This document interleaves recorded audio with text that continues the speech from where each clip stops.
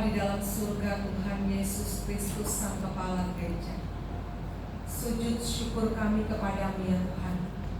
Pada pagi hari ini kami memuji-muji Engkau karena kebesaran dan kuasa-Mu yang senantiasa Engkau nyatakan dalam kehidupan kami. Pada saat ini juga kami akan mendengarkan firman. Biarlah kiranya Roh Kudus Tuhan mengajari kami, sehingga kami semakin mengerti dan memahami kehendak Tuhan di dalam kehidupan kami. Di dalam nama Tuhan Yesus Kristus kami berdoa. Amin.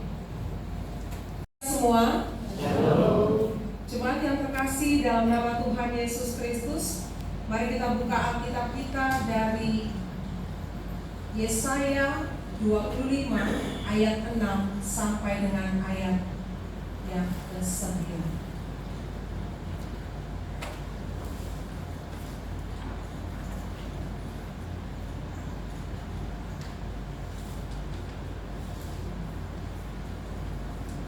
Akan dibacakan dari depan ini, mari kita ikuti dalam hati kita masing-masing.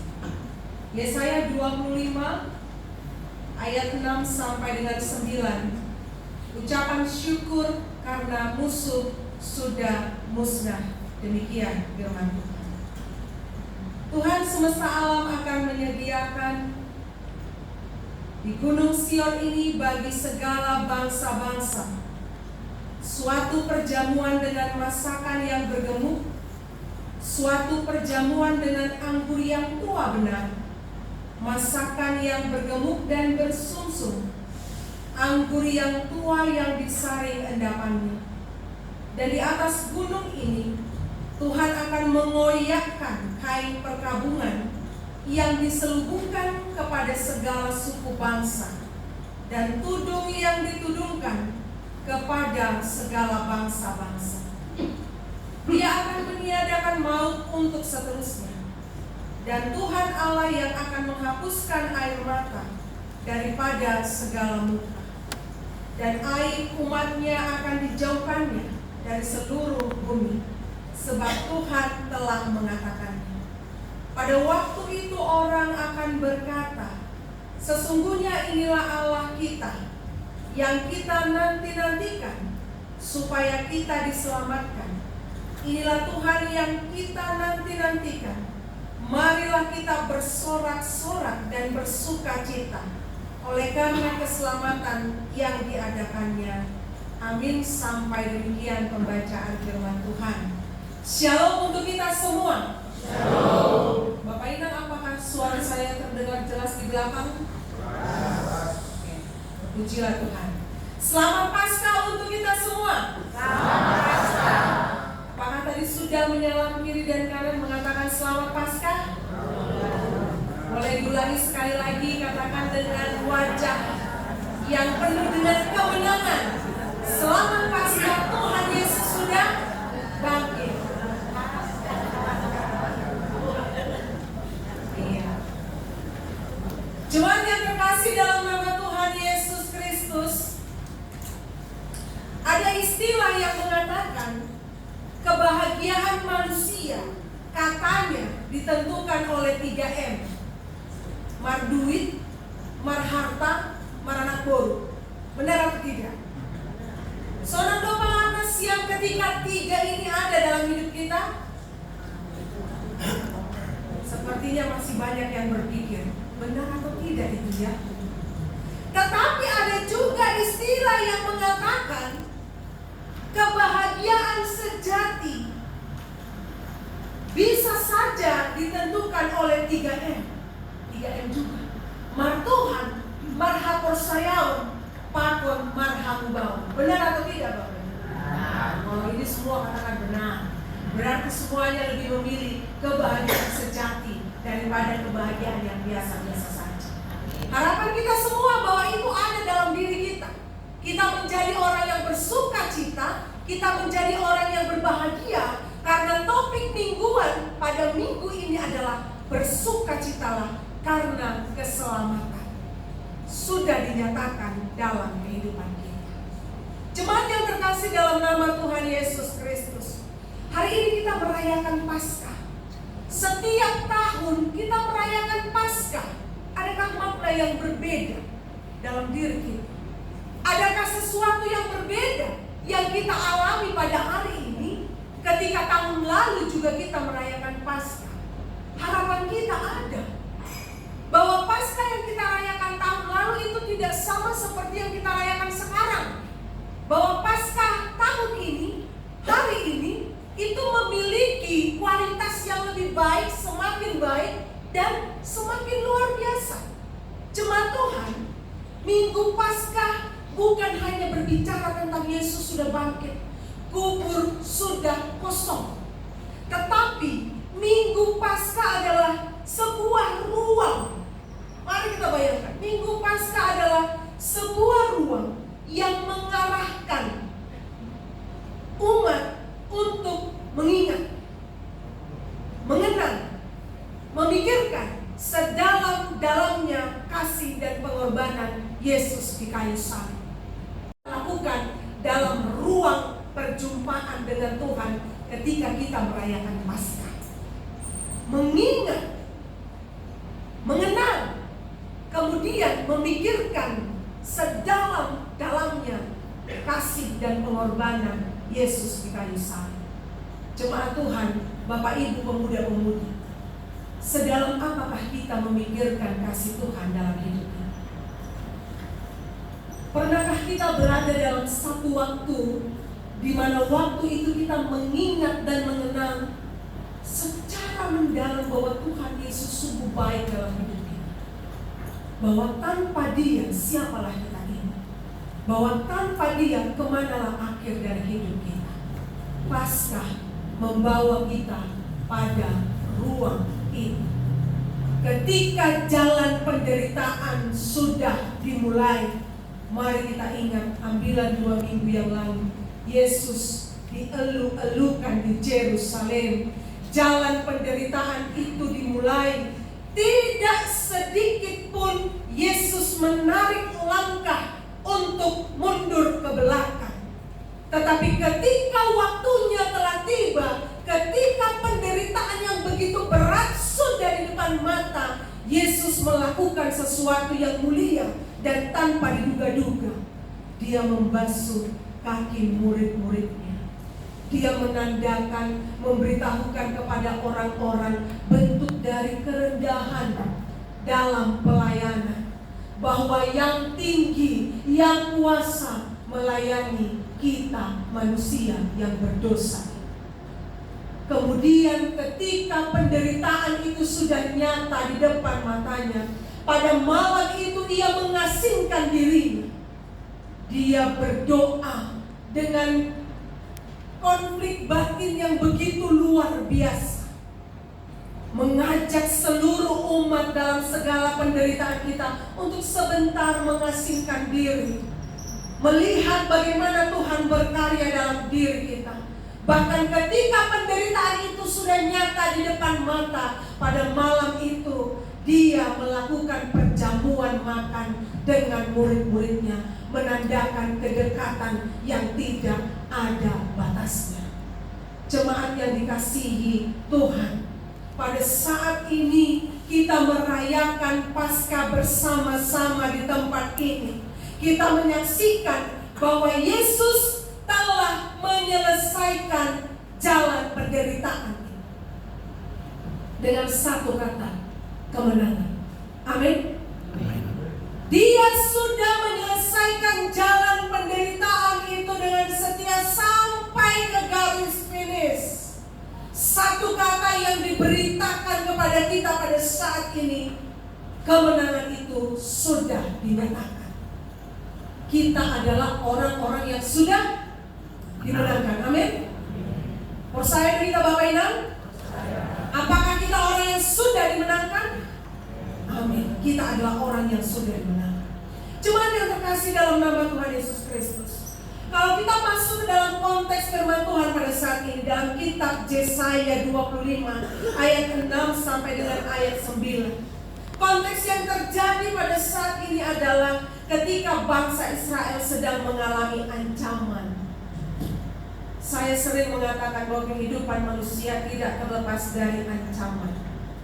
Atau saya sering menggunakan istilah ATM, ancaman, tantangan, pakon, masalah. Karena itu hidup kita tidak pernah lepas dari ATM itu tadi. Bukan kartu ATM ini Bapak. Anggoy sudah tuang ini. Iya. Tapi ancaman, tantangan, dan juga masalah. Pada saat itu bangsa Israel sedang mengalami ancaman oleh siapa? Oleh salah satu bangsa adik kuasa yang memiliki power yang kuat, Aima, bangsa Asyur. Bangsa Asyur akan memperluas daerah kekuasaannya. Apa yang dikatakan Yesaya kepada orang-orang Israel pada saat itu? Bapak Inang, ketika kita terancam, kehidupan kita begitu dekat dengan kesulitan. Ketika kita sedang terancam, kehidupan kita tidak stabil, perasaan pikiran kita tidak stabil, maka pada saat itu Yesaya hadir di tengah-tengah orang Israel. Mereka diingatkan di dalam ancaman yang sedang mereka hadapi, di dalam tantangan dan juga di dalam permasalahan yang mereka hadapi. Jangan mencari pertolongan kepada bangsa-bangsa lain, tetapi tetaplah setia kepada Allah. Ini poin pertama yang harus kita renungkan dalam Minggu Paskah ini. Bagaimana kesetiaan kita kepada Tuhan ketika kita berada di tengah-tengah ancaman? Benarkah kita tetap mencari Tuhan atau mencari solusi di tempat yang lain, yang walaupun itu tidak benar, yang kita menghalalkan cara untuk itu semua? Tapi pada saat ini kembalilah kepada jalan itu, sebab dalam firman Tuhan pada Jumat Agung dikatakan Ia sudah membuka jalan bagi kita. Jalan itu sudah terbuka lebar bagi kita, dan kita melewati jalan itu sekarang.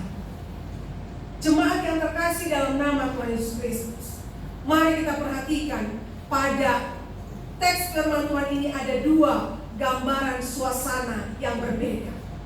Yang pertama, coba kita lihat dulu ayat 6. Mari kita lihat pada ayat yang ke-6. Ayat yang ke-6 dikatakan bahwa akan ada perjamuan yang dilangsungkan pada saat itu. Maksudnya perjamuan itu diberitakan kepada orang-orang Israel ketika mereka sedang mengalami ancaman. Ini merupakan nubuatan yang disampaikan Yesaya kepada orang-orang Israel pada saat itu. Saya membuat sebuah simpulan pada ayat 6. Ini adalah gambaran suasana sukacita. Kenapa jemaat Tuhan? Karena ini merupakan undangan perjamuan. Sebentar kita sedikit melihat dari Bapak Inang bahwa jamuan makan itu identik dengan persahabatan. Meja makan itu menciptakan rasa kedekatan, pertemanan, dan kekerabatan. Kalau saya boleh melihat pada yang terjadi di negara Inggris beratus tahun yang lalu ya, pada saat itu negara Inggris sedang melakukan jamuan makan di Buckingham Palace. Ini adalah jamuan makan yang paling mewah. Dikatakan bahwa pada jamuan makan itu disediakan berbagai menu makanan yang istimewa. Tetapi jemaat Tuhan, mari kita perhatikan bahwa di dalam jamuan makan yang diadakan itu tidak sembarangan orang yang bisa datang. Karena jamuan itu peralatannya saja terbuat dari emas dan perak. Wih, wanita piring nih dari emas, gelasnya dari emas. Aku itu minum sonai. Harum katanya Bapak Inang. Kita makan dari emas, saya khawatir pikiran kita tidak tertuju lagi kepada makanan yang di atas piring, tapi pikiran kita sudah tertuju kepada emas. Nah, hamba aku piringan dibikin menjadi kalung gitu ya, menjadi anting dan lain segala macam. Ya begitu luar biasa. Tapi apa yang ingin diberitakan melalui perjamuan makan adalah puncak dari kemewahan. kemasannya. Kemudian ada juga jamuan makan tradisional ala Jepang. Jadi jamuan makan tradisional ala Jepang ini ketika itu berlangsung, ini menyampaikan rasa hormat untuk para tamu, dan tamu yang diundang juga bukan tamu yang sembarangan. Pasti tamu yang diundang adalah tamu yang istimewa. Jemaat Tuhan, mari kita lihat. Ketika perjamuan makan itu akan diberlangsungkan dan undangan itu disebarkan, apa yang terjadi? Bahwa perjamuan itu dilakukan oleh Allah sendiri. Pada ayat yang ke-6, Yesaya menyebutnya sebagai Tuhan semesta alam. Bapak Ibu, bagi kita pada pagi hari ini, nanti malam akan ada undangan perjamuan makan spesial. Rodo siang, makanan yang nikmat, segala makanan ada di situ. Anggur ada di situ. Rodo kita Bapak Ibu. Ketika kita menghadiri undangan, yang kita lihat menunya, tempatnya, atau yang mengundang? Yang mana Bapak Ibu? Yang mengundang, menunya atau tempatnya? Pasti yang mengundang ya. Ya mungkin ada beberapa sangat lewat ya, ada pesta numpang makan. Mungkin ada juga kasus yang demikian.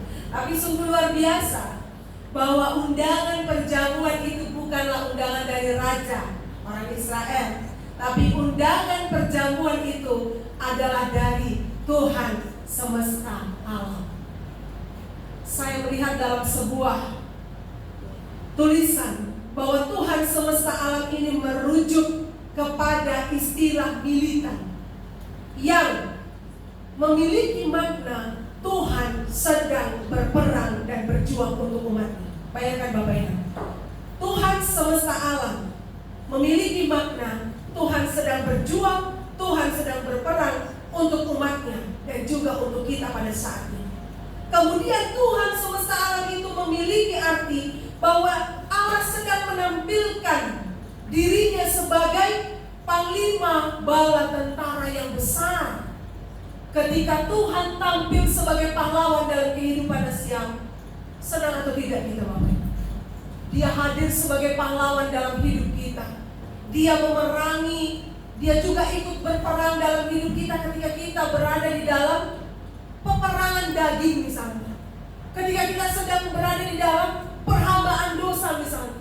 Tapi pada saat ini dikatakan dia adalah panglima bala tentara yang juga ikut berperang dalam hidup kita. Kemudian Tuhan semesta alam juga menampilkan kemenangan atas musuh-musuh kita. Siapakah musuh dalam hidup kita Bapak Ibu? Mungkin ada yang mengatakan simbolis, tapi saya yakin tidak semua percaya bahwa musuh terbesar dalam hidup kita adalah diri kita sendiri. Pikiran kita, hati kita, bagaimana kita bisa masuk ke dalam diri kita sendiri, melihat diri kita sendiri, lalu kita berdamai dengan diri kita sendiri. Tidak mudah untuk melakukan itu. Bahkan untuk menyatukan pikiran dan hati juga sulit ya. Apa yang kadang kita pikirkan itu tidak sama dengan apa yang kita rasakan. Itu juga merupakan sebuah perjuangan. Tapi firman Tuhan mengatakan pada saat ini dia berperang dan dia menyediakan kemenangan. Jemaat yang terkasih dalam nama Tuhan Yesus Kristus, saya terberkati dengan kata ini pada ayat yang ke-6. Ada dua kata, Tuhan menyediakan. Itu langsung saya tarik dalam diri saya sendiri. Tuhan menyediakan. Boleh kita salam kembali kiri kanan, katakan Tuhan menyediakan. Amin. Tuhan menyediakan. Apa yang dia sediakan? Dia menyediakan makanan yang bergemuk. Dia menyediakan makanan yang bersumsum. Inang Bapa, pemuda-pemudi, mari perhatikan firman Tuhan ini. Makanan yang bergemuk, makanan yang bersumsum melambangkan kelimpahan. Artinya apa? Pernahkah kita mengalami kekurangan dalam hidup ini? Di dalam kekurangan pun kita masih bisa merasakan kecukupan. Itu yang kita rasakan dalam hidup kita. Makanan itu bergizi dan bernutrisi. Kita tahu tidak semua makanan enak itu sehat. Kan ada Bapak Ibu? Apakah semua makanan enak itu sehat? Apakah semua makanan sehat itu enak? Tidak juga. Tapi yang disediakan di sini adalah makanan yang enak dan juga bergizi dan juga bernutrisi. Luar biasa. Kemudian Tuhan menyediakan minuman anggur yang tua, bukan anggur yang biasa-biasa saja. Tapi disebutkan minuman anggur yang tua adalah minuman yang berkualitas. Anggur adalah lambang kehangatan kasih Allah. Jemaat Tuhan, ketika Tuhan mengatakan Dia menyediakan segala sesuatu untuk hidupmu, artinya Dia menyediakan kelimpahan dan juga kehangatan kasih dalam setiap musim kehidupan yang kita lalui. Saya sedikit berefleksi Bapak Ibu, bahwa ketika Tuhan mengatakan aku, ini tidak hanya berbicara tentang fisik, ini tidak hanya berbicara tentang kenyang dan haus, tetapi ini juga berbicara tentang makanan dan minuman rohani. Bahwa dalam kitab Injil ketika Yesus mengatakan aku adalah air kehidupan, aku adalah roti hidup, barang siapa yang makan dan minum daripadaku, ia tidak akan haus dan lapar sampai selama-lamanya. Maukah kita menerima undangan perjamuan itu pada saat ini? Maukah kita menerima makanan dan minuman yang sudah disediakan Tuhan pada saat ini? Melalui firman Tuhan, melalui puji-pujian yang kita nyanyikan pada saat ini jemaat Tuhan. Apakah kita sudah merasa dikenyangkan secara rohani? Apakah kita sudah merasa disegarkan secara rohani ketika kita menyanyikan pujian itu? Atau adakah sesuatu hal yang berbeda yang kita rasakan saat kita datang ke gereja, kemudian kita pulang atau sama saja, atau makin parah? Saudara dua baik. Ini menjadi sebuah refleksi dalam kehidupan kita pada saat ini. Ketika aku dekat dengan Tuhan, apa yang aku rasakan? Ketika aku dekat dengan Tuhan, apa yang aku alami?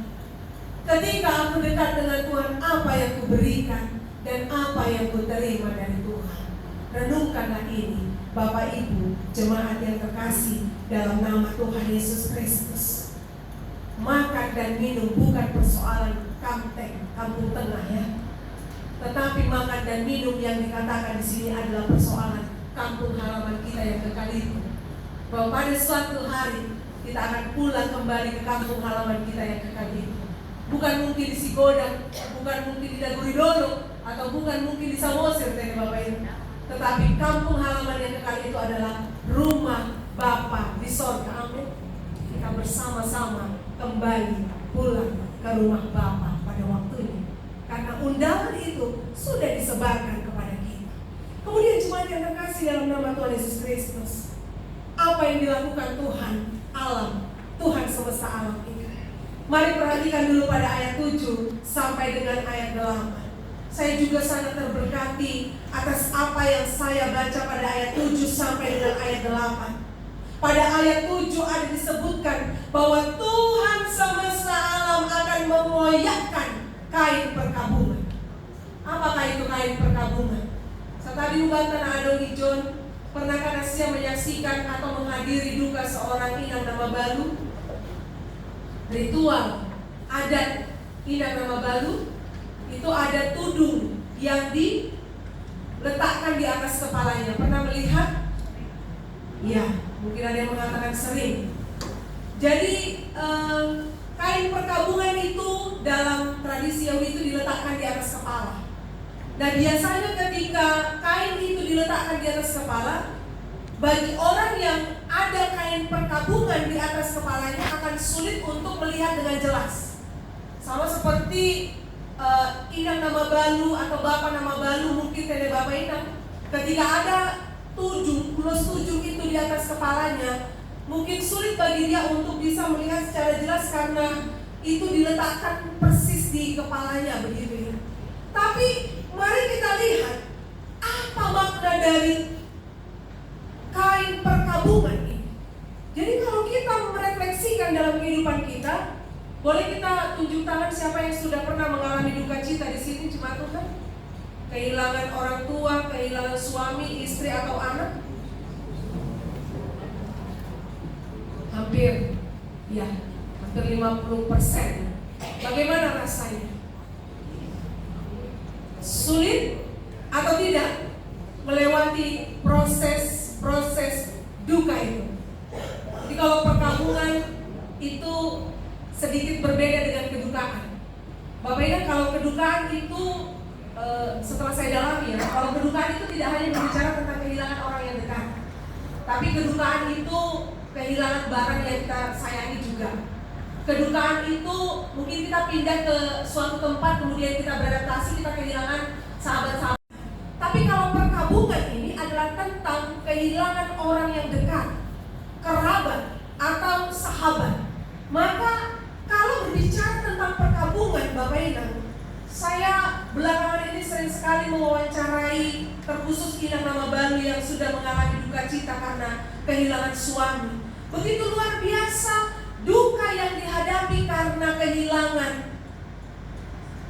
kematian ini. Mereka mengatakan bahwa mereka sering sekali berada di dalam ruang perjumpaan dengan kemarahan yang tidak putus.